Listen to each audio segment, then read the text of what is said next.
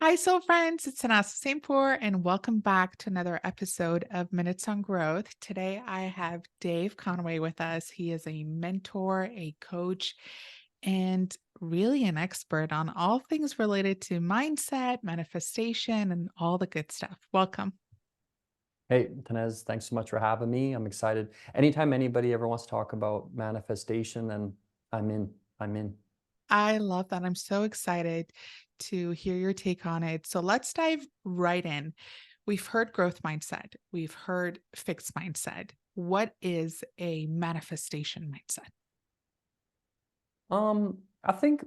Well, every human on the planet is a manifester, if we can understand that. Um, there's a law in the universe called the perpetual transmutation of energy, which basically says that all energy is moving from one form into another form. And we're no different. So it's the same with our mind. So from the thought stuff, from the thought energy into the physical world. So I think when we use the word like manifestation, I think what we got to understand is that everything is constantly under a perpetual uh, state of manifestation. What we can start to do as human beings, a gift that we've been given, it's like a godlike ability. We've been given the godlike ability to direct a lot of this manifestation. So, a lot of philosophies will say, that we're co-creators. I personally don't buy into that idea because if energy is neither created nor destroyed, then everything's already here. So what we are is we're selectors. We are distributors. So we actually don't create anything. All we do is change the composition of how the energy has been combined and it moves out and through. So when we think about manifestation, we're already all manifesting is to learn, and it's a skill that can be learned, and I'm sure you've got many, many experiences of this, that you can literally become a conscious manifester. And that's a really beautiful life. That is a really beautiful life. Wow, super powerful. And as you said, conscious manifestator, I was like, I'm writing a book right now on it. And I keep mentioning conscious manifestation because we're Oh, interesting. constantly manifesting, whether we're aware of it or not. But bringing that element of consciousness and awareness into it is the game changer. So thank you for bringing light to that. I really want to know what got you into this? What sparked your interest? Um, I think my whole life, I've always felt uh, that there's something going on. I've always felt this connection to like a God. I would call it God myself. Mhm. Um, I've always felt this connection that there is a power, a higher power. Um, I've always had a developed intuition. Now, my intuition has developed more and more through conscious effort and practice over time. Um, but I've always felt this connection to people. I've always been able to see through things. It's not like I see colors or visions or anything. That hasn't happened to me, which I know some people have. But I've always been able to get to the root of the true cause of why people are doing what they're doing. Mhm. So it's not like I can't see auras or anything like that, but there's some mechanism, some intuitive, my intuition in the back can process out what is actually a person's issue or what's actually their true cause, what's the idea at the back of it. Mhm. So I always had that my whole life. And then when I was 18 years old, my mom, she had a friend named Mary Ann Brennan. So we originally are from Ireland. I'm from Sligo, Ireland. We live in Canada. Our parents immigrated in 89. And she was a part of a group called Cultus, which is like an Irish, a Cayley. We do these Cayley. It's like an Irish party, basically. Mhm. And so all the Irish community in Saskatoon would get together. Anyway, Marianne Brennan was a part of that. And she was my mom's friend for ever since we moved to Canada. And she said, hey, there's some gentleman speaking at the Travelodge Hotel. You should come and bring your son. So my mom brought me. I say it's the first, last, and only time that this person was ever in our city, which is very interesting too, that I Wow. was there. And I'd never heard anybody talk like that in my entire life. Now, at that time, I was 18, so this is 2002. I Mhm. was 18 years old, and I'd had teachers and my parents, and I played soccer, so I had coaches and many, many influences, just like we all do. But I'd never heard anybody talk like this. And that night changed the direction of my life. So that gentleman, his name was Bob Proctor. Uh, Wow. yeah, before The Secret and everything. And I became obsessed with the information. And I went around back when he used to do You Were Born Riches and Science of Getting Riches, and he was partners with John Canary. Um, Actually, on my 19th birthday, so in Saskatchewan, where I'm from, like 19 years old is the legal drinking age. So usually you go out and you drink that night. No, not me. I got to go to a Bob Proctor seminar. I got to go to the Science of Getting Rich. Mhm. And I guess my brother met him in the elevator, my brother Niall, and said, "Hey, it's my brother's birthday." And Bob brought me on stage and had everybody sing me happy birthday, my Wow. 19th birthday. It was amazing. Um, Imagine. and so that started a whole realization that there is a world. There really is a special world. Um, when I saw him, I wanted to do what he did. I did. Like I just was like, I want to do that. Obviously, I didn't fully understand what he was saying, and I don't think many people do, to be honest. Mhm. Um, or else I would have manifested that. So I actually struggled for the next 15 years of my life, moving things into form. And I think a lot of people that are learn about this stuff, law of attraction, manifestation, I think a lot of it gets a bad rep or rap, I guess you could say, because I almost feel like what's happening to manifestation is like what's happened to religion. It's Mhm. like at the core of it actually is really, really good. Like it really is. It's just when you see someone saying something, yet their results don't reflect it. It's like St. Francis of Assisi said, teach the people, and if you have to, use words. Mhm. And so when it comes to manifestation, I think it's very, very important that we move things into the physical form. Mhm. If they're just staying in the etherical form or in the non-physical form, that's not the completion of life because that's not the perpetual transmutation. So as things come from the no thing into the something, then the law of entropy will take you right back to the no thing. So it's like if a body in a coffin, it's vibrating because how else would it turn to dust? So it's all returning back home, and we all are returning back home to our source of origination. So the full cycle is from the no thing into the something back to the no thing. And this is the perpetual cycle of life, which we call the perpetual transmutation of energy. So for me, I became very, very frustrated back in 2015. So I would have been 31 at the time. And I was like, something's like really wrong. Like my results don't reflect that it was even useful to learn any of this stuff. Right. And I lived like that for 2.5 more years. And they were very, very frustrating 2.5 years. And then this idea flowed into my mind in January of 2017. And it was a very simple idea. It said, I wonder if Bob Proctor's still doing his thing. That was the question. So I went online. He was doing a thing called a paradigm shift down in Los Angeles. Bought my wife and I a ticket. We flew down in May of 2017, and that was without question the most painful 3 days of my life Mm. Why was it because painful? I realized that I was top heavy, so I had failed like miserably integrating it into my beliefs. So I knew a lot. Like I've been studying now spiritual and mental sciences for 21 years. Mhm. I used to go to mass every day. Every day I would go. And I would study and I would read. And I love this stuff. I love it. You can tell even as I'm just the same as you. You're obsessive. You're like me. So I love it. However, all that 21 years, I've actually truly been benefiting from it on a vibrational level for 6. And that weekend was so painful because I realized that I'd missed a couple things. The first thing I missed was a thing called a paradigm. I'd missed it. Now, a paradigm is it's a belief system, and it's just fixed ideas in the subconscious. And it doesn't really matter what you know. Have you changed the paradigm? So we all know how to do better, but that doesn't mean we're doing better. Right. And I started asking the question too, like, what does it mean? Like, where is my infinite power? We hear that we're infinite beings. And I said, well, where is this? Like, is it in my armpits, between my toes, like, under my butt cheeks? Like, where the hell is this infinite potential? And what I learned is it's in the mind. So I was pretty miserable at the time when I went down. And I had two very, very powerful experiences.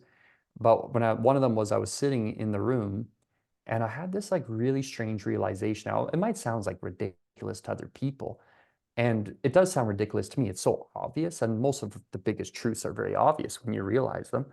Um, I'm sitting in the room and I'm like, I think my life might have something to do with me.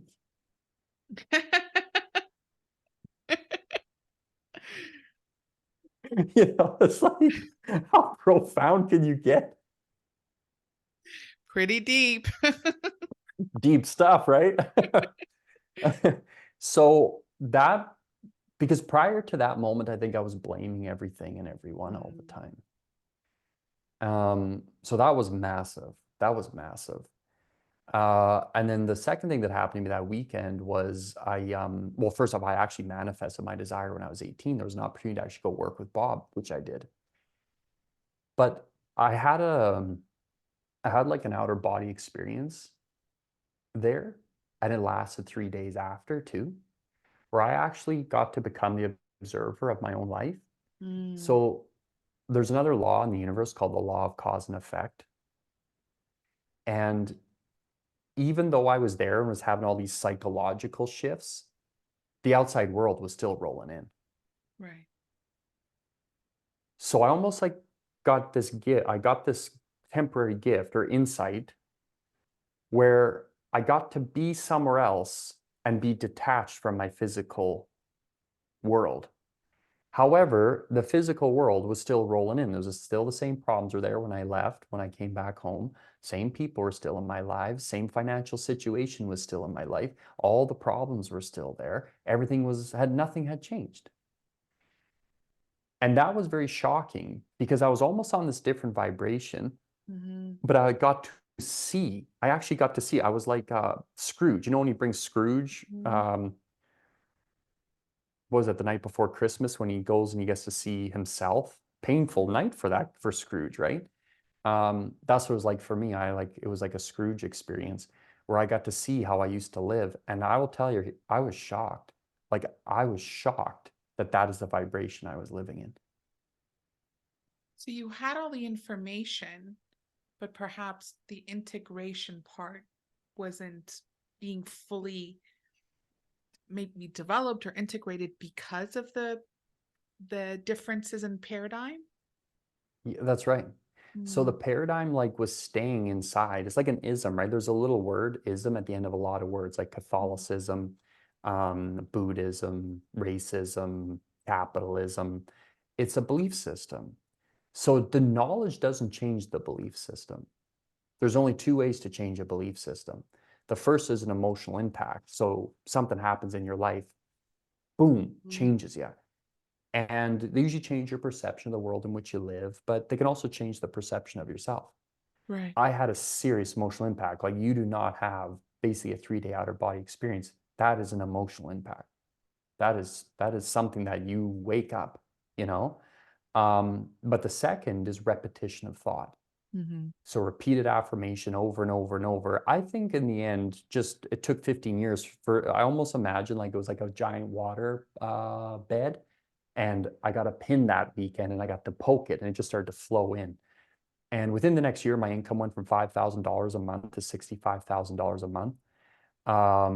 The healing of my body began to happen. The healing of relationships began to happen. New people started to come into my life that previously never even existed on the face of the planet in my world. And this never stopped. Peace of mind started to come into my life. A purpose, a drive like never before started to come into my life. A gratitude started to come into my life. And I had a quantum leap. My life was completely unrecognizable what within 12 months after that. And Mhm. also I changed so much that my wife actually had to sit me down. Her name's Jack, and she had to sit me down and interview me because she didn't even know who I was anymore. Wow. 33 questions she asked me. That's how much I'd changed. She didn't even know what my belief systems were anymore. Right. So that life quake really shifted your experience of reality for you. Yeah, shift. I think at the root of it all, a paradigm shift is founded on a shift in perception. Right. And as you were speaking, I was thinking of two things. One, you said that that weekend was so painful, and I was reminded of a beautiful poem by Rumi where he says the wound is where the light enters you. And for you, that wound really created space for all that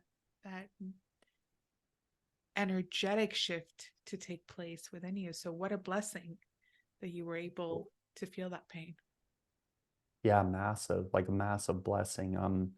I believe today that all of our problems are spiritual in nature, Mm-hmm. and all the world's problems are spiritual in nature. Therefore, if the problem is a spiritual in nature, then the solution too must be spiritual in nature.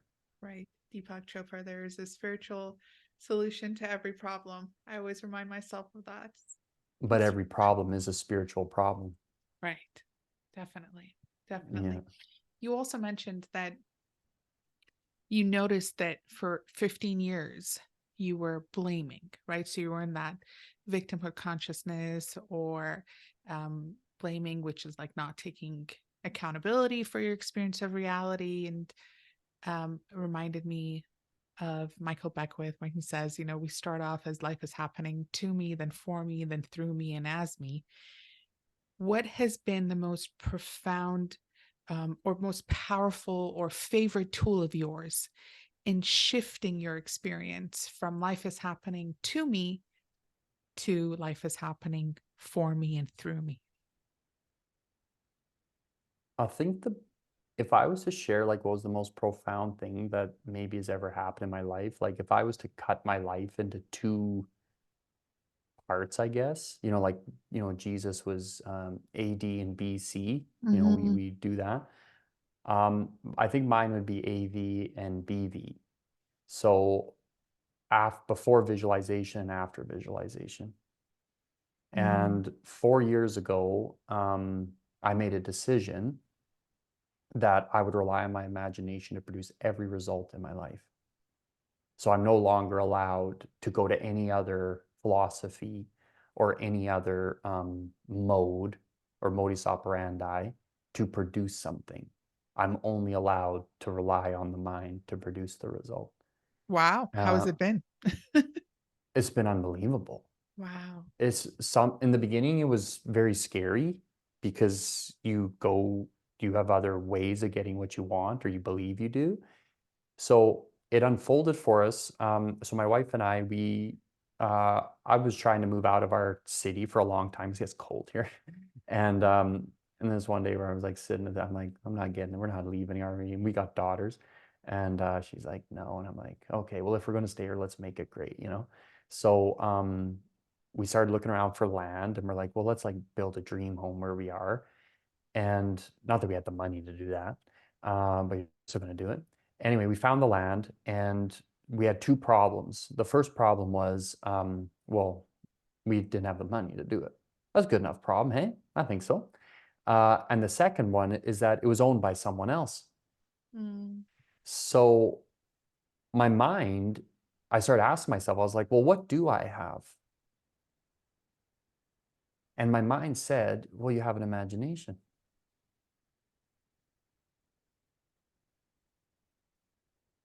Just build an image of it. Okay. So I built a clear mental picture of my family and I living in a dream house on that property. On that specific land. I'll tell you right now, I'm sitting on it. It happened 40 feet from me over there. Ah!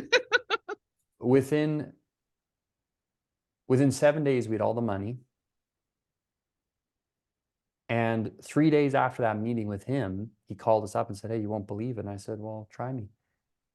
He said, the woman is going through a divorce and she's given the lot back. And I said, well, of course she has. I said, it never was hers. It was always mine. Wow. You see, I think the greatest mistake we make is that we don't really understand that there's only one source of supply.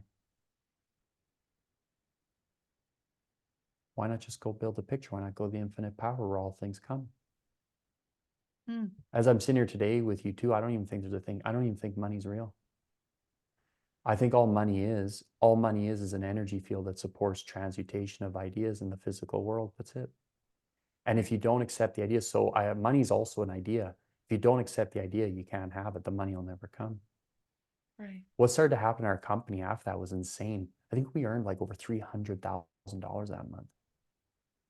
right. Like crazy, crazy stuff. Got Wow. all the money, sitting in it right now as I'm talking to you. My income is 110x since I started doing that. Not 110%, 110x. Mm-hmm. To learn how to never see things as they are, to only see things as you want them to be.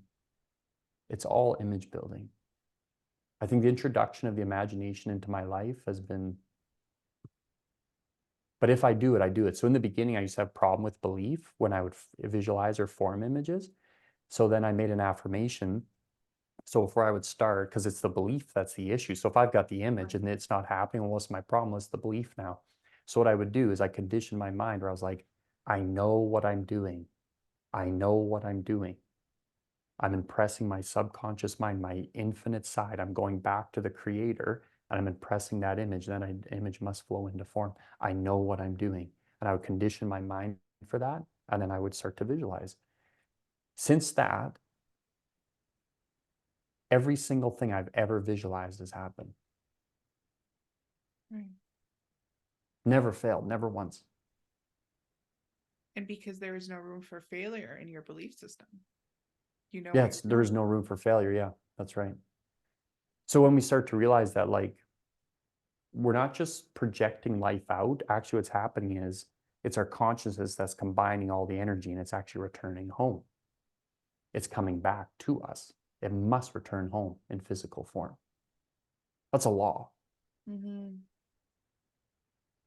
Well, that is super powerful. And I'm so glad you said that because I have this house that's on my vision board that I just put on a couple of weeks ago. And every day I drive by and I'm like, hi, house. But they don't want, I mean, they bought it in 2008. They haven't listed it. But now that I heard you say that, I believe it's going to be listed soon and it will be mine because that's literally the house I meditate on every single day. And I just visualize myself there and I'm like, there will be a way, like it will happen. So I feel like the universe, God, light, source, creator kind of answered me through you. So thank you for sharing that story. There you go. Yeah, like the only time we ever want something is because we're trying to be something. Mm-hmm. But only if we understood that's an inversion of the law. We have to be something and then the rest will flow out naturally. Mm. So becoming an embodiment of all your desires. You have to be it on you have to be it. Right. Now, That, this is a deep idea, but you do have to be it because the only reason you ever want something is you think it's going to help you be something, right? right. Right. That's Well, and all we do is want. So if you could just use the law, that's an inversion of the law. Everybody wants them. Wants are easy. So when we get an idea, we think, oh, but does it fit? That's not me. Or, oh, they have to see, even your mind thinks they have to list it before you can ever get it. That's not true. mm, okay. Well, it's not true. That's an expansive thought you just put out there. You got to watch out for the left brain. Right. And that's what the world's done too. The world is promoting in a massive way, like YouTube and stuff, a lot of podcasts. They're just promoting like that left brain discipline stuff. But discipline without imagination is just work. Right. But then you do agree that it has to be an integration of both, right? So, It has to be an acceptance. okay. So you have to accept that is your reality. Right. That there's a universal supply that will supply all to move that into form if you've accepted it. If you haven't accepted it, it will not move that into form. How can it support something that's not planted? Right. So here's my question. So when I first read The Secret, I was, I think, 15 or 16. And my biggest confusion was, can I really just think my way through it and just and kind of get all the blessings. And, you know, for example, can I manifest, let's just hypothetically, $100 if I don't have a business or like a source of income? I'm just sitting home and I'm saying I want $100. And then slowly over the years, I was looking at the word attraction. And I was like, wait a second, the word action is literally in it. So it means I need to take a step forward. And as I was studying my spiritual studies and Kabbalah and all of that, it was like, you take a step forward and I will reveal the path to you. I will show you the path, but you take a step forward as a way of you expressing your free will of, I am invested in this as well. This is something that I want. This is something that I want, the person I want to be. So now my question, and that's been my experience of really having that imagination, but also creating a vessel for that imagination to flow through. So if you want money, kind of creating that business, or if you want money, having that career, or, you know, kind of taking action towards it. What's your stance on this? Because would you be able to make $500,000 a month if you didn't have your company, if you didn't have a medium for the money to flow through? Yeah, amazing question. So the answer on a basic level is yes. However, one of the issues that I do actually have with personal development and manifestation teachers, I think most of them should just be quiet because it's not good what they're saying. So a lot of times inside of things, people have this idea, they buy into the idea of something for nothing. And that's not in harmony with the law. It's not something for nothing, it's something for everything. Mm-hmm. So if you were to form a clear mental picture of having $500,000 a month, what the universe can send you is only what the universe is, which is a giving, like the paradigm of the universe is giving. Mm-hmm. It's supportive. So what it will do is it will give the opportunity for you to work through you to release the energy into people. Now, if a person is failing to act, Mm-hmm. you need to understand that if I was being first, I would naturally act. So the things that I'm producing in my life, I'm naturally producing them Mm-hmm. because that's what I am. What becomes unnatural is when I start acting differently than I am. Mm-hmm. And that's where decision comes in. People don't understand decision. So what we have to do is we have to naturally relax into every idea. So you naturally relax into it. You just keep relaxing into the vision of the idea and then knowing that the universe will create the opportunity to come to you. And then all you need to do is relax in the idea of doing that. And you just keep relaxing into the unfoldment of your life every day while thinking really, really large images. And as you do that, every day your life will start to expand more and more and more and more and more. Okay. So question. I strongly believe that, like, for example, everything that I've ever recorded, everything that I've ever written doesn't belong to me. I'm simply a medium of creative force flowing through me. And I'm just allowing the universe to kind of use my hands and use my mouth to kind of put it out there. But I'm allowing myself to act on it. So when inspiration knocks on my door, whether it's 3 a.m. or 4 a.m., I kind of get up, I come to the computer and I allow myself to write it out. So I guess that's the acting element of what you just mentioned, of being aligned. My actions are aligned with my beingness, and I'm allowing the body to be a source. What if we don't act on that? What starts to develop within us? Is it unease? Is it anxiety? What happens when we don't allow ourselves to act on universal intention? Yeah, so intuition's a really funny thing because intuition demands faith. Mhm. So your intuition will arrive first. So the intuition will tell you to do things that appear to be unsupported. Can you give us an example? Like you in your house, for example. Okay. Okay, it doesn't appear to be supported. There's no for sale sign on the front lawn. Hmm. I'm not sure much money's in your bank. I have no idea. I'm not sure if the money's there already, if you're just waiting and that's all you need is the for sale sign. But intuition will tell you, you want that, like that's your place, Hmm. right? And if you understand that the universe is always for greater growth and greater expansion at all times. So it's not about you living in that house. It's about you building a more expansive version of yourself. Because you'll find that as you expand, you help others expand. Like the world doesn't need more wimps. Right.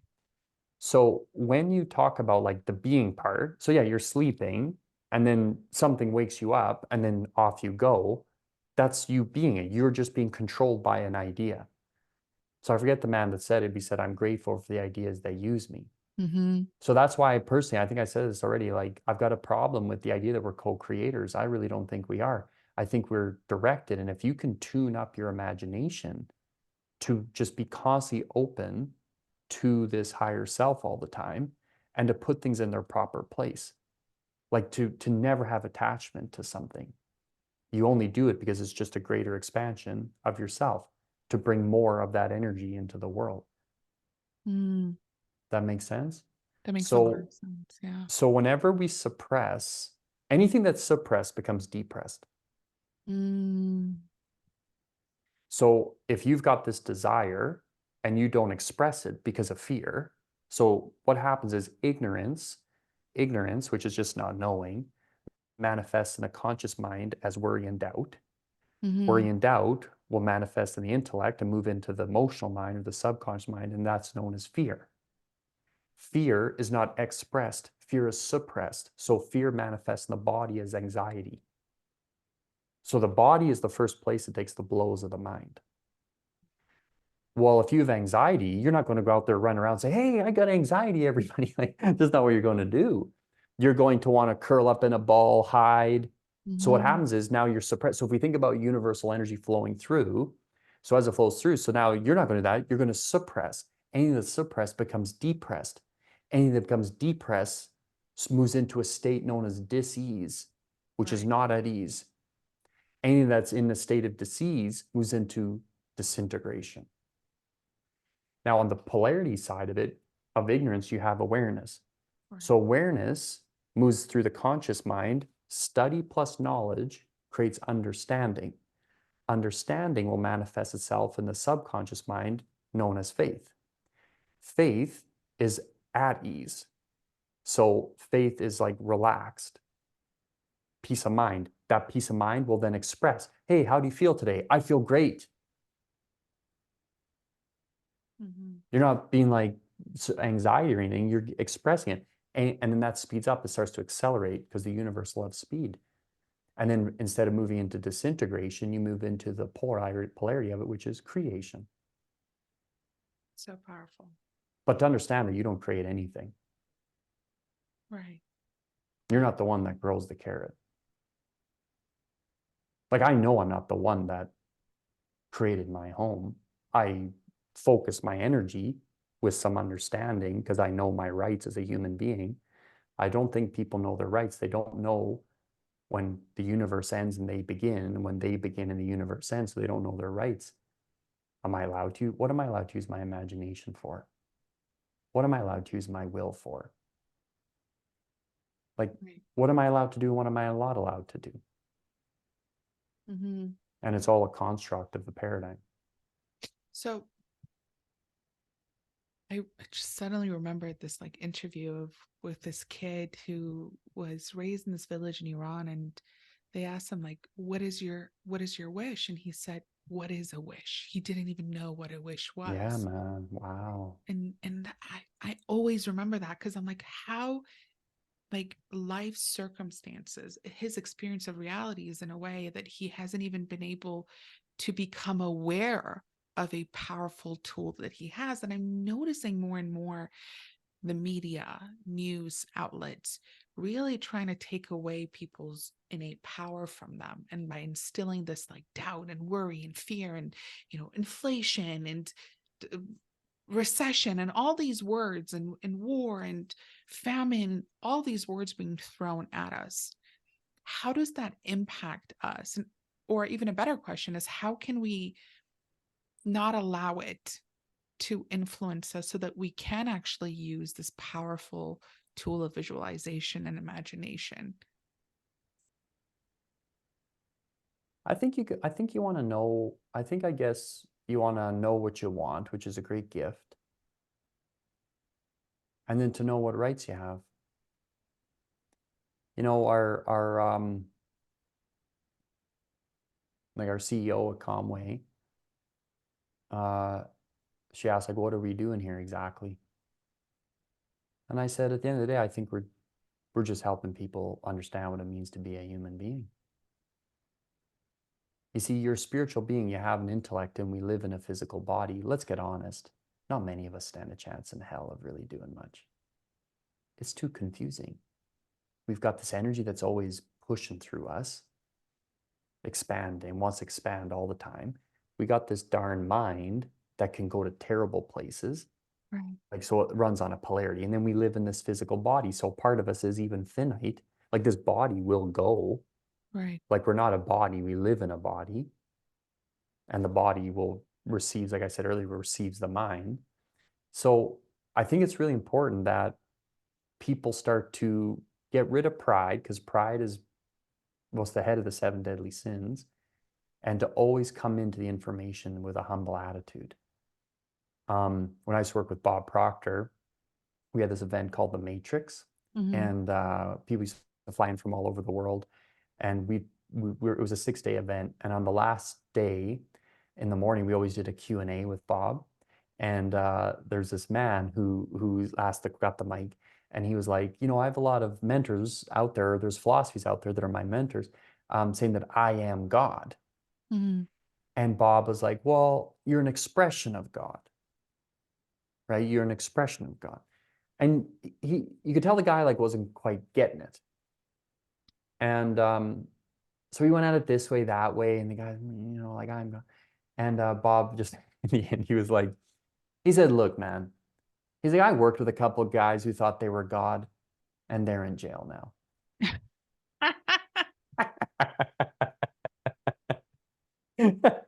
So to always like have this humility, to always be asking the power, you know, who am I? What do you want? And be free to test, be free to play. You know, I had a client once that was terrified to go after one of his goals because this guy could manifest like no one business. But he also had this really unique ability to destroy everything after he manifested it. This was a pattern all the time. And he got to the point, he was a very ambitious guy that started suppressing his ambition, and he became a depressed guy because of that.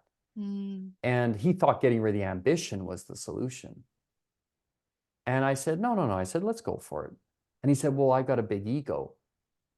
And I was like, well, that's fine. And he said, well, what if I wreck things again? I said, well, then you'll suffer. What's the big deal? I said, and you'll continue to do that until you learn your lesson. And let's just hope that this is the time you don't suffer, that you don't tear it all apart. You see, I think we're afraid to even try. I think we're afraid to let Right. ourselves go to a place because it's so unfamiliar. We don't know our rights. We're conditioned with guilt. Guilt is a man-made emotion. And you're free to explore. Trust me, you're free to explore. If the guy can shoot 18 people in Maine a couple months ago with his mind, if that's what he can use his mind for and appears to be supported, well, it was supported by something, I think it's okay if you get your house, huh? Yeah. I Yeah. think it's okay if you share great ideas with people. I think it's okay for you to make some money. I think it's okay for you to serve people. I think it's okay to dedicate your life to things. I think it's perfectly fine because the universe will support any idea, regardless of its nature. You see, I think people confuse the word love just in a positive sense. No, love is harmony, love is support. Mm. That love will even support terrible ideas. It's obvious that it does. Right. So, regardless of the nature of the idea, our God is so loving, it will support the idea, even if that idea will kill. And that's what we're seeing right now around the world. Sure, I think, yeah, Mm. it's just ignorance. It's just ignorance. Right. So I don't know. I think we just got to live our best life, build a beautiful image of yourself, live in the life that you want. And if you want to navigate manifestation safely, always include the service of other people. Never do things for yourself. Always do them so that you expand yourself, because by expanding yourself, you'll expand others. And it's not rocket science. Right. Dr. Wayne would beautifully say, don't die with your music still in you. So, like, allowing yourself to play out that music and be Yeah, curious with the exactly. music. I love Mm-hmm. that. Question. I know we're going over time, but there's just so much I want to ask. Okay. By the way, so random, but do you listen to the news? Because I want to know, like, do you make time for the news, or is that one of the habits that you're not willing to entertain? No, I don't know anything about anything. Okay. So Yeah. you have cut Like, out the news, because I hear a lot of people say that, like, don't listen I to the never even had to cut it out. I never did it. Mm, okay. I just knew. I was like, that's just nonsense. I Okay. remember, like, I think I'll hear about things usually later, Hmm. and it's not that I'm ignorant of something. It's not that I don't know what's going on in the world, um, but I just find it's just whatever the flavor is. So they used to pump Ukraine, I guess, there for a while, and now they pump the Palestine, and they'll pump something else right after. Whatever Okay. causes discord, I think Mm. just you just stick to your knitting, keep putting good in the world. That's the only way to balance it out. So no, I do not listen to the news. And I'm not like a person that's like, oh, I don't listen to the news. I just don't listen to the news. Why the hell would I listen to the news? So then my question is, and my last question, what are some habits that you have or that you teach of, like, empowering habits of powerful manifestors? Two things: Okay. systematic study, systematic study. Reading something isn't studying it. Study it. Maybe you stay, like, if you see, I don't know if obviously your viewers might be on a podcast, but this is something that Bob Proctor taught me.